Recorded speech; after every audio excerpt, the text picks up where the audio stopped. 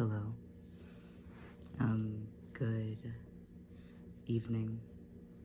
I heard that you can sleep, so I'm here to read you a bedtime story. Here to read you a bedtime story from Edgar Allan Poe's complete Tales and Poems. So,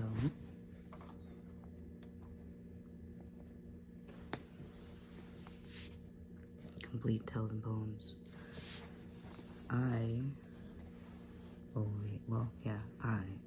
am going to read to you something.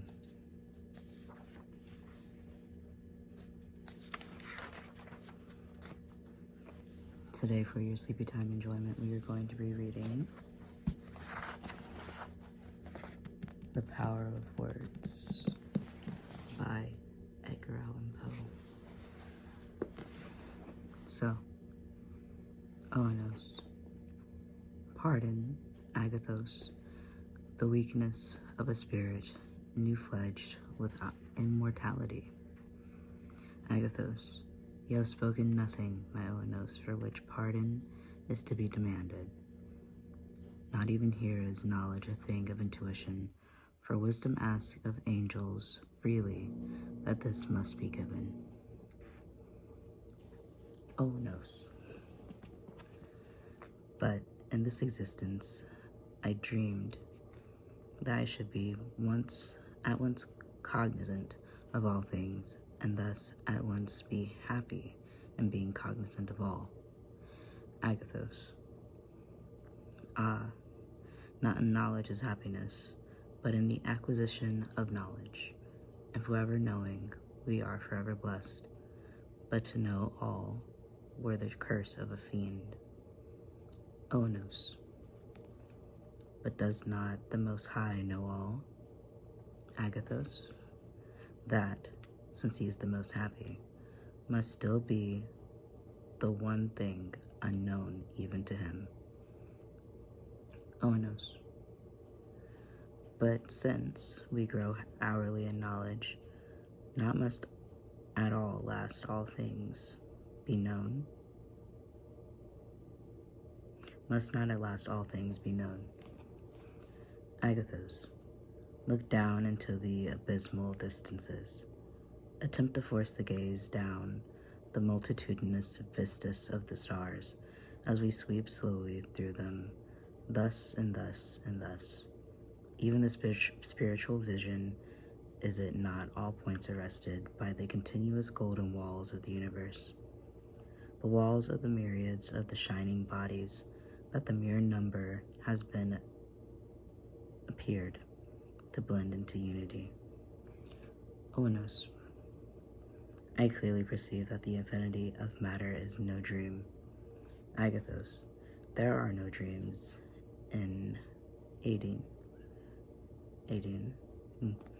But it is here whispered that of this infinity of matter, the sole purpose is to afford infinite springs, at which the soul may allay the thirst to know, which is forever unquenchable within it, since to quench it would be to extinguish the soul's life.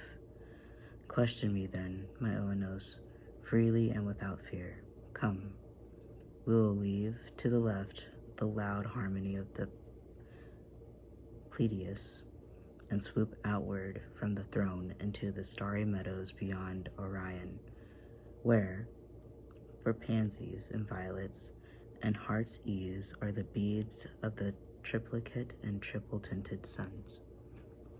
Oanos. And now, Agathos, we proceed. Instruct me. Speak to me in the earth's familiar tones. I understand not what you hinted to me just now, of the modes or of the method of what, during mortality, we were accustomed to call creation. Do you mean to say that the Creator is not God? Agathos. I mean to say that the deity does not create. Oanos. Explain. Agathos. In the beginning only he created. The seeming creatures which are now throughout the universe so perpetually springing into being can only be considered as the immediate or indirect, not as the direct or immediate result of the divine creative power. Onos. Among men, my Agathos, this idea would be considered hysterical in the extreme. Agathos. Among angels, my Onos, is simply seen to be true. Onos. I can comprehend you thus far, that certain operations of what we term nature or the natural laws will, under certain conditions, give rise to which has all the appearance of creation. Shortly before the final overthrow of the earth, there were, I well remember, many very successful experiments in what some philosophers were weak enough to denominate the creation of animalculae. Agathos. The cases of which you speak were, in fact, instances of secondary creation, and of the only species of creation which has ever been, since the first word spoken into existence, the first law. Onos. Are not the stray words that, from the abyss of nonentity, burst hourly forth in the heavens? Are not these stars, Agathos, the immediate handiwork of the king? Agathos. Let me endeavor, my Onos, to lead you, step by step, to the conception I intend.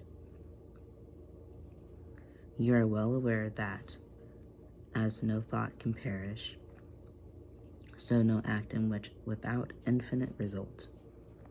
We move our hands, for example, when we were dwellers on the earth, and in doing so, we gave vibrations to the atmosphere which engrilled it.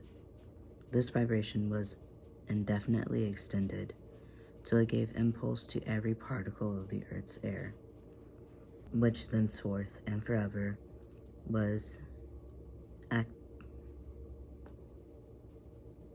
actuated by the movement of the hand.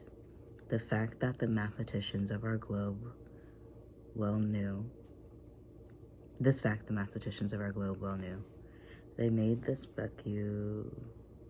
special effects intended, wrought in the fluid by special impulses, the subject of exact calculation, so that it became easy to determine in what precise period an impulse of the given extent would engirdle the orb and impress forever every atom of the atmosphere circumambient. Retrograding, they found no difficulty from a given effect under given conditions in determining the value of the original impulse. Now the mathematicians who saw the results of any given impulse were absolutely endless, and who saw that a portion of these results were accurately traceable through the agency of algebraic analysis, who saw, too, the facility of the retrogradation. These men saw, at the same time, that this species of analysis itself had within itself a capacity of indefinite progress, that there were no bounds conceivable to its advancement and applicability except within the intellect of him who advanced or applied it. But at this point, our mathematicians paused. Onos. And why, Agathos, would that have been preceded? Agathos. Because there were some considerations of deep interest beyond. It was deducible from that they knew that to begin of infinite understanding, one to whom the perfection of the algebraic analysis lay unfolded, there would be no difficulty in tracing every impulse given the air. and the effort through the air to the remotest consequences at any indefinite remote epoch of time. It is intended, demonstrable, that every such impulse given the air must, in the end, impress every individual thing that exists within the universe. And the beginning of the infinite understanding, the beginning whom we have imagined, might trace the remote undulations of impulse, trace them towards and onwards, and the influences upon all particles of all matter, upwards and onwards forever in their modifications of old forms, or, in other words, in their creation of new, until he found them reflected, unimpressive at last, back from the throne of the God hand. And not only could such a thing do this, but any epoch should be a given result of afforded but any epoch should a given result be afforded him, should one of these numberless comets, for example, be presented to his inspection, he could have no difficulty in determining by the analysis retrogradation to what original impulse is due. The power of retrogradation and the absolute fullness of perfection.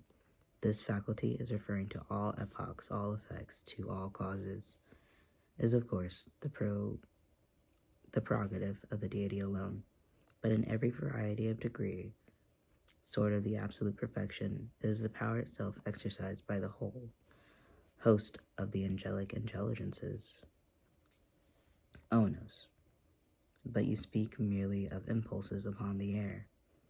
Agathos. In speaking of the air, I referred only to the earth, but the general proposition has reference to impulse upon the ether, which, since it pervades, and alone pervades all spaces, is thus the great medium of creation. Onos. Then all motion of whatever nature creates. Agathos. It must, but a true philosophy has long taught that the source of all motion is thought, and the source of all thought is, Onos, God.